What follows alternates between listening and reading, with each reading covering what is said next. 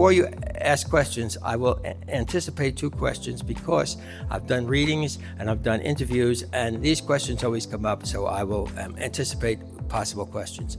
1 is, where do you get your ideas or your inspiration? And 2 is, how long did it take you to write the books? When we talk about the inspiration or ideas, people get the idea that maybe I just stepped out and had a eureka moment and all of a sudden the book appeared out of the clouds or something. It doesn't quite work that way.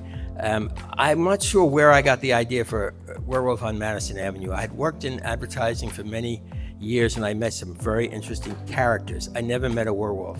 But somewhere along the line, I just wondered what would happen if a werewolf came into this zany world of advertising. The advertising world I present is not as realistic as the real thing, and that's what fiction is all about, is to kind of characterize and create an interesting fantasy world.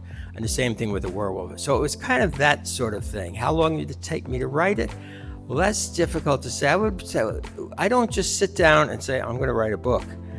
I get the idea for a book and I think about it, and sometimes I'm on the subway thinking, and I don't sit down to write the book until I get the whole story more or less in my head.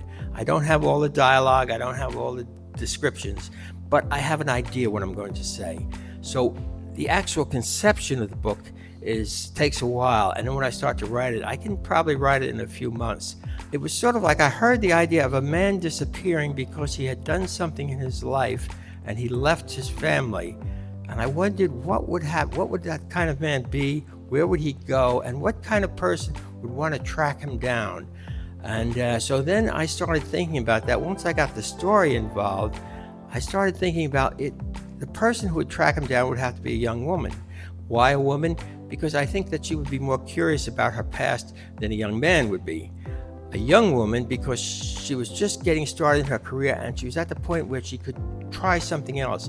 If she was an older woman, let's say in her 40s, and she had already established a family and stuff, she probably wouldn't want to go off to Malaysia and look for a father in a rubber plantation.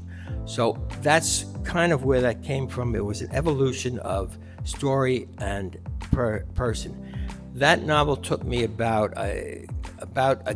6 months to write it, actually sitting at the keyboard, but I had conceived of the idea, many months beforehand.